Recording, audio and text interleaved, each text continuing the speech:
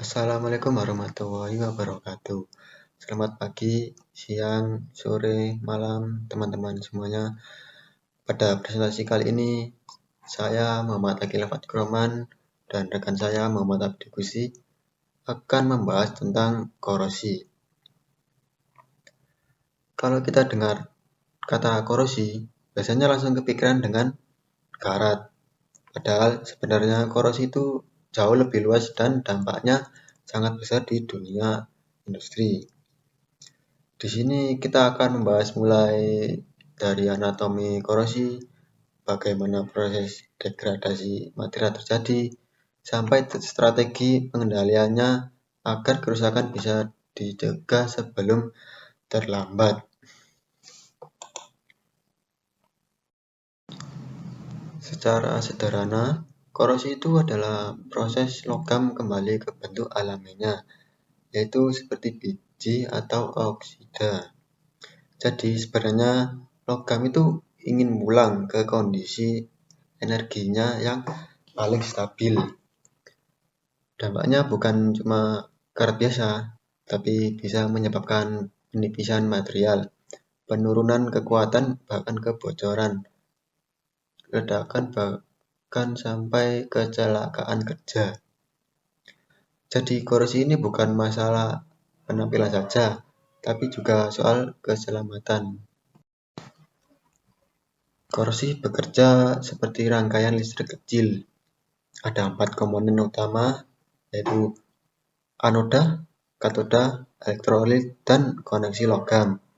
Anoda adalah bagian yang rusak, katoda bagian yang aman, elektrolit sebagai media pengantar ion, dan koneksi logam sebagai jalur elektron. Nah, prinsip pengendalian korosi sebenarnya simpel. Cukup putus salah satu dari 4 elemen ini, maka korosi bisa diperlambat atau dihentikan. Korosi itu bentuknya tidak selalu sama.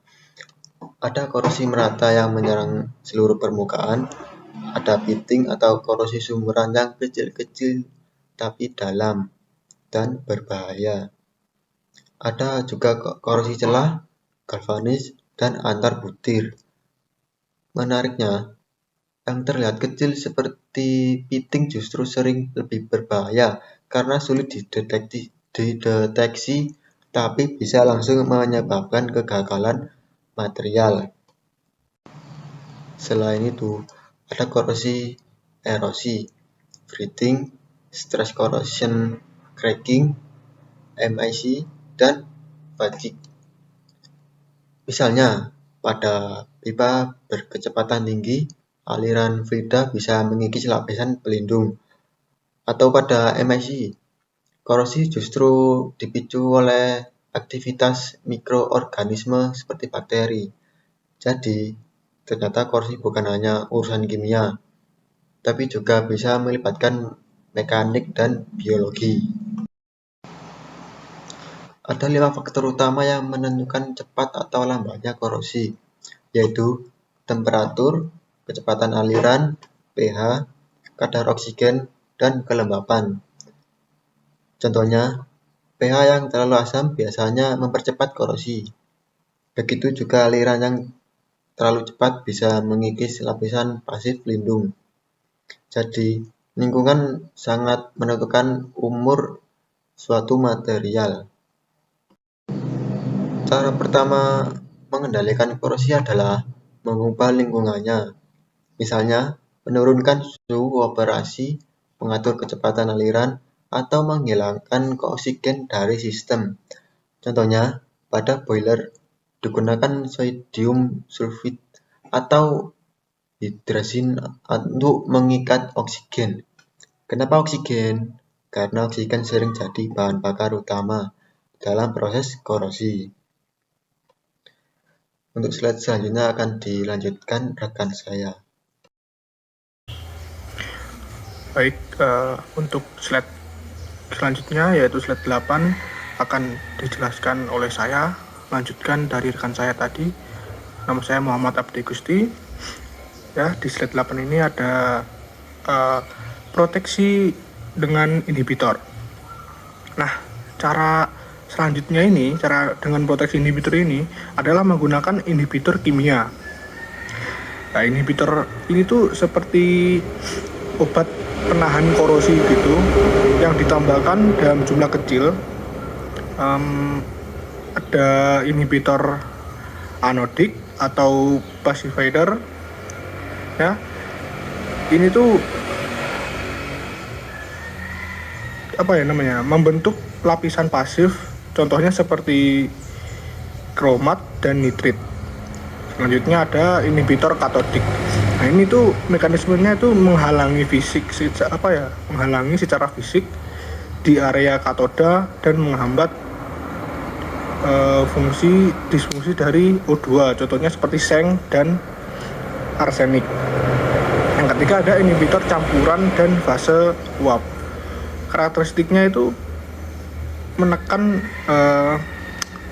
kedua reaksi tadi itu yang berbentuk vapor dan menguap untuk melindungi instalasi dalam ruang tertutup. Di slide selanjutnya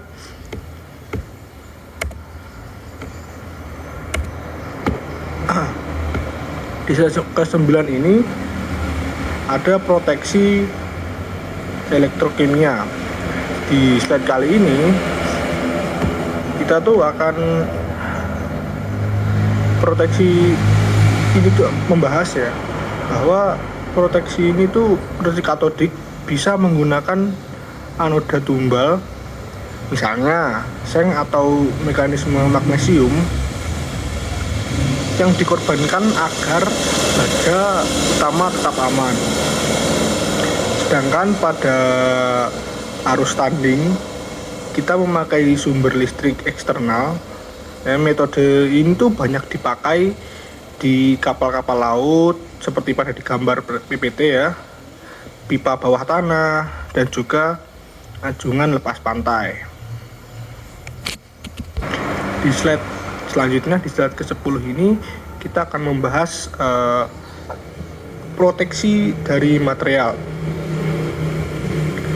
Kadang ya, solusi terbaik adalah bukan memperbaiki, tapi memilih materialnya yang tepat sejak awal. Misalnya menggunakan coating, galvanisasi, anodizing, atau memilih stainless steel dengan ketahanan korosi yang lebih tinggi. Di sini ada rumus pre untuk menilai ketahanan terhadap breathing corrosion.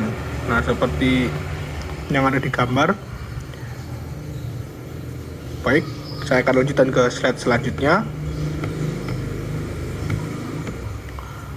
Oke, di slide ke-11 ini adalah salah satu kasus ya yang cukup berbahaya, yaitu penggetasan hidrogen. Nah, atom hidrogen yang saat kecil bisa masuk ke dalam struktur baja dan berkumpul di titik lemah. Akibatnya tuh baja menjadi rapuh dan bisa patah tiba-tiba. Jadi tanpa adanya alasan yang jelas atau tanda yang jelas, bukan alasan sih, lebih ke tanda yang jelas ya, tiba-tiba patah aja gitu. Nah, ini tuh sering terjadi pada baja berkekuatan tinggi ya, terutama pada industri yang berat.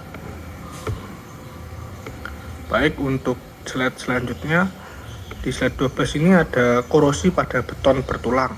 Nah, kalau kita lihat ya, bangunan yang retak dan besinya yang terlihat berkarat, itu tuh contoh dari korosi tulang beton. Awalnya CO2 itu masuk melalui retakan-retakan kecil, ya kan? Nah, terus menurunkan pH dari betonnya. Jadi lapisan pasif baja itu bisa hilang. Lalu korosi mulai terjadi dari situ. Karat yang terbentuk volumenya ini tuh jauh lebih besar daripada besi awal. Nah, sehingga beton terdorong dari dalam dan akhirnya pecah atau spalling. Baik, lanjut ke slide selanjutnya. Di slide ke-13 ini adalah kasus industri ya. Kasus pertama ini contohnya ada reaktor urea ya, dan cerobong gas industri. Pada reaktor urea ini titanium tuh butuh oksigen untuk mempertahankan lapisan pasifnya. Kalau hidrogen terlalu tinggi, lapisan ini bisa rusak dan korosi sering banget terjadi. Sedangkan kalau pada karbon gas itu, jika suhu turun di bawah titik embun asam, maka terbentuk asam sulfat yang sangat korosif. Jadi kadang itu masalahnya bukan materialnya ya, tapi kondisi operasinya.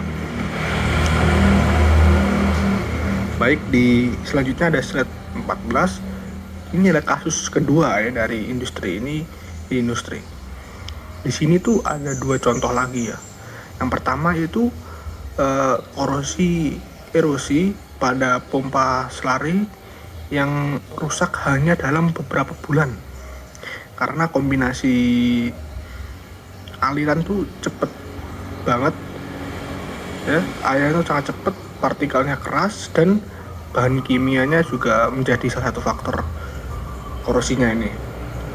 Nah, yang kedua, stress corrosion cracking pada pipa SS304 akibat ion klorida dari inulisasi. Yang menarik, retaknya tuh sering terjadi diam-diam. Jadi tanpa adanya tanda sebelumnya, ini tuh langsung tiba-tiba retak aja gitu.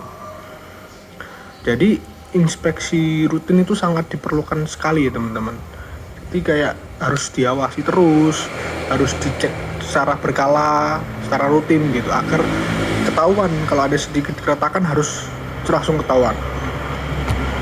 Baik, di slide selanjutnya penutup ya. Sebagai penutup ini tuh korosi memang tidak bisa dihilangkan ya teman-teman ya sepenuhnya, karena itu adalah proses alami, proses kimiawi yang memang lazim terjadi. Tapi korosi ini bisa dikendalikan teman-teman. Kuncinya pada desain yang baik, bahan dan yang baik, operasi yang tepat, dan perawatan yang konsisten. Jadi tujuannya bukan untuk menjaga alat tetap awet, tapi juga untuk menjaga produktivitas, kualitas produk, dan keselamatan lingkungan. Dan tentu saja ini tuh untuk keselamatan manusia juga. Pada akhirnya mencegah tuh selalu lebih mudah ya, lebih mudah dan murah ya daripada memperbaiki. Baik, saya mewakili rekan saya Muhammad Akil Ahmad Rahman. Saya Muhammad Abdi Gusti mengucapkan terima kasih telah menonton presentasi kami. Assalamualaikum warahmatullahi wabarakatuh.